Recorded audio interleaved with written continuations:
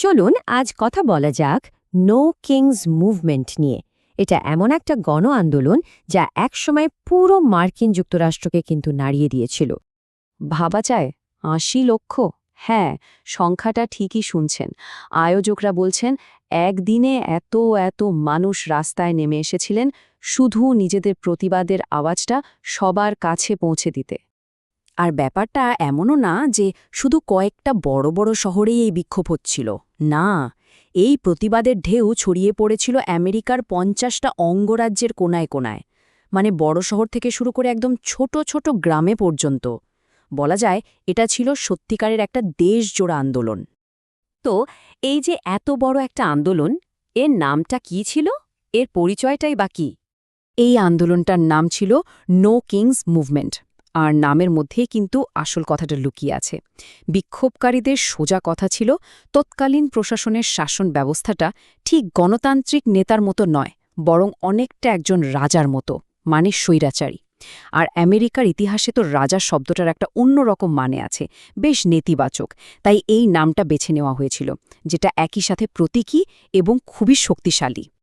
কিন্তু প্রশ্ন হলো, ঠিক কী এমন কারণ ছিল যে লক্ষ লক্ষ মানুষ রাস্তায় নামতে বাধ্য হল? চলুন সেই কারণগুলো একটু খুঁজে দেখি। দেখুন, মূলে কিন্তু ৪টে বড় কারণ ছিল। এক, বলা হচ্ছিল যে শাসন ব্যবস্থাটা বড্ড বেশি স্বৈরাচারী হয়ে যাচ্ছে। ২, যে কঠোর অভিবাসন নীতি আনা হয়েছিল সেটা তীব্র বিরোধিতা করা হচ্ছিল। ৩ নম্বর কারণটা ছিল বিচার ব্যবস্থাকে নাকি রাজনৈতিক লাভের জন্য ব্যবহার করা হচ্ছে, এই অভিযোগ। আর সবশেষে বিভিন্ন দেশের সঙ্গে সংঘাতে জড়িয়ে পড়ার বিরুদ্ধেও একটা বড় প্রতিবাদ ছিল। বলা যায় এই ৪টে পিলারের উপরেই পুরো আন্দোলনটা দাঁড়িয়েছিল। শুধু সাধারণ মানুষই নয়, এই আন্দোলনে কিন্তু যোগ দিয়েছিলেন বেশ কয়েকজন হেভিওয়েট, মানে প্রভাবশালী মানুষ। আর তাদের যোগ দেওয়াতে আন্দোলনটা যেন একটা অন্য মাত্রা পেয়েছিল। যেমন ধরুন অস্কারজয়ী অভিনেতা রবার্ট ডি নিরো। তিনি কিন্তু সোজাসুজি নিউ ইয়র্কের সমাবেশে হাজির হয়েছিলেন। আর তিনি যা বলেছিলেন তা বেশ আলোড়ন ফেলেছিল। তিনি প্রশাসনকে দেশের জন্য একটা অস্তিত্বের সংকট, মানে একটা এক্সিস্টেন্সিয়াল থ্রেট বলে আখ্যা দেন। বুঝতেই পারছেন, এটা কোনো মামুলি সমালোচনা ছিল না, এটা ছিল একটা বিরাট বড় সতর্কবার্তা, যা থেকে বোঝা যায় বিক্ষোভকারীরা ঠিক কতটা চিন্তিত ছিলেন। আরেকজন বড় নাম হলেন মার্কিন সেনেটর বার্নি স্যান্ডার্স। তিনিও চুপ করেছিলেন না। মিনেসোটার একটা সমাবেশে তিনি ভাষণ দেন আর সেখানে প্রশাসনের কড়া সমালোচনা করে এই আন্দোলনের পাশে দাঁড়ান। আচ্ছা, এবার একটা ইন্টারেস্টিং ব্যাপার বলি।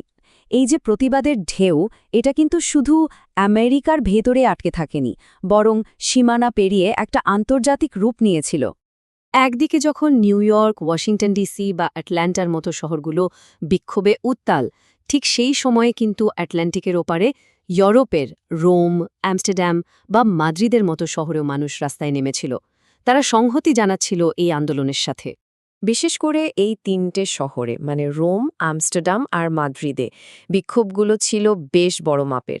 আর এটা দেখেই বোঝা যায় যে ঘটনাটা আসলে বিচ্ছিন্ন ছিল না, বরং পুরোটাই ছিল একটা কোঅর্ডিনেটেড আন্তর্জাতিক উদ্যোগ। তো এত বিক্ষোভ, এত মানুষের জমায়েত, দেশ বিদেশ জুড়ে এত আয়োজন, এর আসল বার্তাটা কী ছিল? আন্দোলনকারীরা শেষ পর্যন্ত ঠিক কী বলতে চাইছিলেন? দেখুন, পুরো আন্দোলনটার একদম কেন্দ্রে ছিল একটাই কথা: গণতন্ত্রকে রক্ষা করতে হবে। যারা যোগ দিয়েছিলেন তারা মনে করছিলেন যে গণতান্ত্রিক মূল্যবোধগুলো বিপদে পড়েছে, আর সেগুলোকে বাঁচানোই তাদের আসল লক্ষ্য। আর এই একটা কথাই কিন্তু দেশ বিদেশের এত মানুষকে একজোট করেছিল। পুরো বিষয়টা জানার পর একটা বড় প্রশ্ন কিন্তু থেকেই যায়। আচ্ছা, যখন কোনো দেশের সরকারকেই গণতন্ত্রের জন্য একটা হুমকি বলে মনে করা হয়, তখন সাধারণ মানুষের প্রতিবাদের ভাষাটা ঠিক কী রকম হওয়া উচিত? এই প্রশ্নটা না হয় আপনাদের ভাবনার জন্যেই তোলা থাকলো।